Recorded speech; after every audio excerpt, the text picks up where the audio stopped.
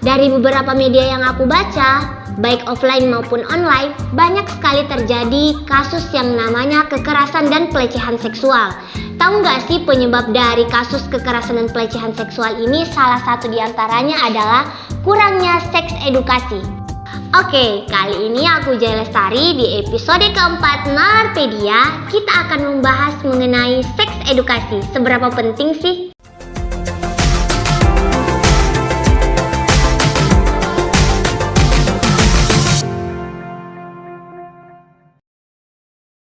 Oh iya, jangan lupa juga untuk follow sosial media LPM Penalaran UNM dengan cara klik di bawah sini. Dan terkhusus untuk YouTube, don't forget to like, comment, and share, apalagi tombol subscribe, serta aktifin juga loncengnya agar teman-teman tidak ketinggalan notifikasi terbaru dari kami. Seksualitas. Jika kita berbicara tentang seksualitas, selalu identik dengan tokoh psikoanalisis klasik Sigmund Freud. Mahasiswa psikologi sudah pasti tidak asing dengan nama ini. Sigmund Freud banyak membahas mengenai insting-insting ketidaksadaran seks yang kemudian akan membentuk suatu tingkah laku tertentu pada individu. Ya, dari sini kita dapat menyimpulkan bahwa tidak satupun manusia tidak terdiri dari unsur seksualitas. Seksualitas bukan hanya perihal bagaimana kita memenuhi kebutuhan kita untuk terus bereproduksi, tetapi juga berkaitan bagaimana kita memenuhi kebutuhan kita terhadap rasa lapar maupun rasa haus. Hal ini kemudian disebutkan Sigmund Freud sebagai unsur insting hidup atau eros. Oke, kalimat aku berikutnya mungkin akan mengandung kontroversi bagi teman-teman. Yang aku mau bilang adalah bahwa kita dan hewan sama-sama memiliki unsur insting seks. Lalu apa yang membedakan kita dengan hewan? Yap, kita memiliki kemampuan untuk mengendalikan insting seks tersebut. Nah, di sini aku akan membahas mengenai seks edukasi. Seberapa penting sih? Seks edukasi seharusnya bukan rahasia atau secara diam-diam dipelajari. Mengapa? Banyak stigma tentang seks edukasi ini bahwa kita tidak boleh terbuka dalam mengedukasi orang lain atau khalayak umum. Ini statement yang salah. Kalian yang masih punya statement itu, melalui video ini mari kita satukan persepsi kita bersama.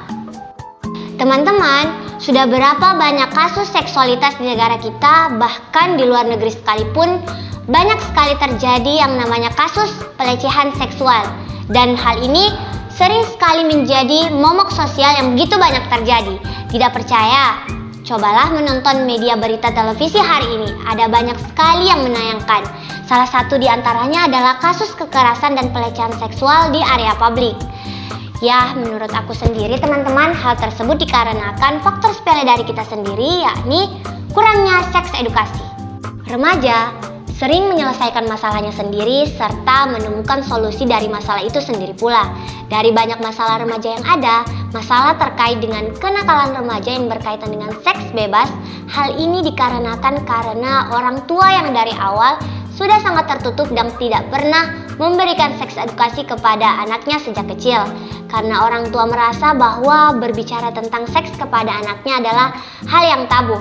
Pendidikan seks usia dini merupakan salah satu upaya yang dapat dilakukan untuk membentengi anak dari perilaku seks pranikah. Pendidikan seks terhadap anak seharusnya sudah diberikan orang tua sejak dini, dan begitu pula ketika seorang anak tersebut tumbuh dan berkembang menjadi remaja. Hanya yang menjadi perbedaan adalah topoksi ilmu yang diberikan tentu berbeda antara anak dan remaja. Namun, yang banyak terjadi di Indonesia adalah bahwa orang tua yang merasa tidak nyaman dan masih dianggap tabu ketika harus mengajarkan seks kepada anak mereka.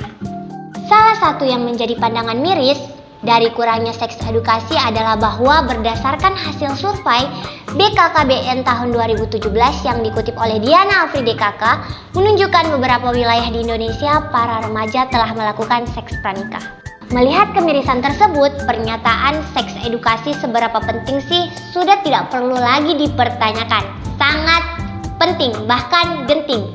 Sebagai bagian kecil dari masyarakat, seharusnya kita memulai itu dari diri kita sendiri terlebih dahulu. Sebagai individu yang mengetahui seks edukasi, mari kita saling berbagi wawasan tentang pentingnya seks edukasi.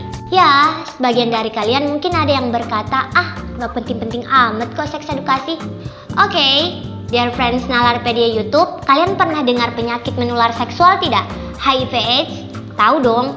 Yap, benar sekali, penyakit ini belum ada obatnya loh teman-teman. Bahkan tingkat penyembuhannya masih sangat minim. Oh iya, jangan lupa juga bahwa HIV/AIDS ini adalah salah satu di antara banyak dialami oleh remaja yang tentunya remaja yang kurang perihal seks edukasi. Jadi, pendidikan seks sangat penting. Tujuan pendidikan seks secara umum sesuai dengan kesepakatan International Conference of Sex Education and Family Planning tahun 1962 adalah untuk menghasilkan manusia-manusia dewasa ketika menjalankan kehidupan yang bahagia dalam menyesuaikan diri dengan lingkungannya. Oke, sekian saja episode keempat Nalarpedia hari ini. Saya Dia Lestari pamit undur diri. See you in the next video. Bye-bye.